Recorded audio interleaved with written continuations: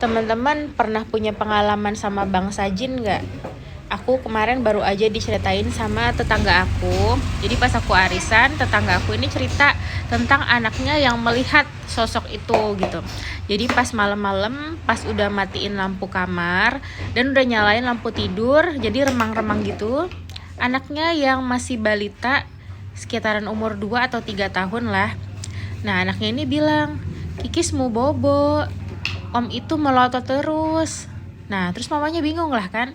Sedangkan di rumah itu cuman ada dia, mamahnya, abangnya yang masih umur 4 tahunan juga tidur sama neneknya di kamar lain. Jadi di kamar itu cuman si Kikis sama mamahnya, sama teman aku itu, tetangga aku.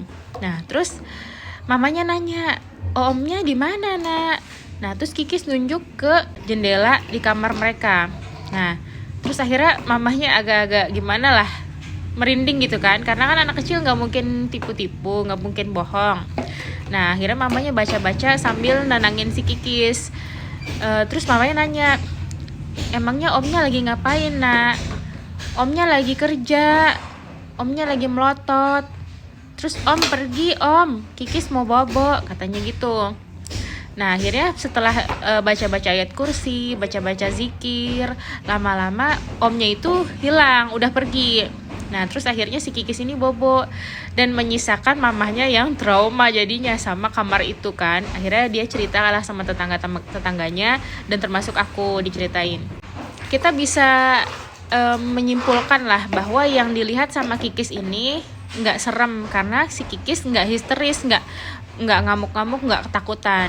Yang dia lihat sosoknya adalah laki-laki yang sedang bekerja, yang sedang mungkin kayak utak-atik hordeng gitu di hordengnya, dan normal aja gitu, cuman melotot. Mungkin maksudnya si Kikis melotot tuh ngeliatin si Kikisnya, karena mungkin jin ini juga kaget juga karena bisa dilihat gitu. Nah, akhirnya setelah dibaca-bacain, akhirnya pergi. Jadi teman-teman, bangsa jin itu memang hidup di sekeliling kita ya. Ada juga yang bangsa jin ada di gunung, bangsa jin di lautan, memang banyak, tapi di sekeliling kita pun banyak. Sesuai dengan hadis Rasulullah yang mengatakan bahwa jin-jin muslim itu minta tolong sama Rasulullah, datengin Rasulullah, minta makanan, dan akhirnya Rasulullah berdoa bahwa setiap tulang belulang itu akan menjadi daging lagi untuk mereka.